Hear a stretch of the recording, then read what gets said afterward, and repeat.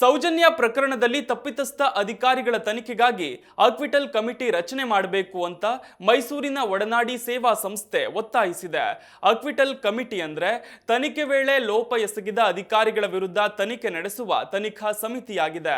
ಸೌಜನ್ಯ ಪ್ರಕರಣ ಸಂಬಂಧ CBI special court ನೀಡಿರುವ ತೀರ್ಪಿನಲ್ಲಿ ತನಿಖೆ ನಡೆಸಿದ ಎಲ್ಲಾ ಅಧಿಕಾರಿಗಳು, ವೈದ್ಯರು ಸೇರಿದಂತೆ ಮತ್ತಿತರರು ಗುರುತರ ತಪ್ಪು ಎಸಗಿರುವುದು ಕಂಡುಬಂದಿದೆ. ಹೀಗಾಗಿ ಸರ್ಕಾರವು ಕೂಡಲೇ ಆಕ್ವಿಟಲ್ ಕಮಿಟಿ ರಚಿಸಿ ಅದರ ಮೂಲಕ ತಪ್ಪಿತಸ್ಥ ಅಧಿಕಾರಿಗಳನ್ನ ತನಿಖೆಗೆ ಒಳಪಡಿಸಬೇಕು ಅಂತ 2022ರ ಜೂನ್ 16ರಂದೇ ಆದೇಶಿಸಿತ್ತು.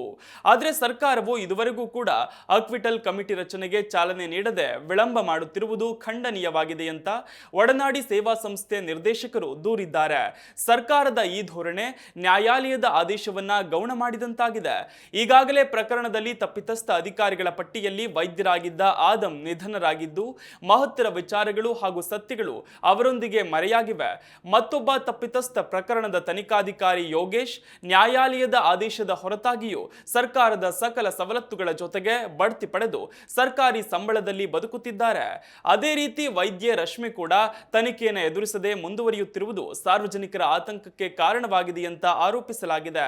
ಸೌಜನ್ಯ ಪ್ರಕರಣವನ್ನ ತಾರ್ಕಿಕ ಅಂತ್ಯಕ್ಕೆ ತರಲು ರಾಜ್ಯ ಸರ್ಕಾರ ನ್ಯಾಯಾಲಯದ ಆದೇಶದನ್ವಯ ಸಮರ್ಥ ಆಕ್ವಿಟಲ್ ಕಮಿಟಿ ರಚಿಸಿ ತಪ್ಪಿತಸ್ಥ ಅಧಿಕಾರಿಗಳನ್ನ ತನಿಖೆಗೆ ಒಳಪಡಿಸುವುದರ ಮೂಲಕ ಪ್ರಕ್ರಿಯೆಗೆ ಚಾಲನೆ ನೀಡಬೇಕು ಅಂತ ಒಡನಾಡಿ ಸೇವಾ ಸಂಸ್ಥೆ ಆಗ್ರಹಿಸಿದೆ.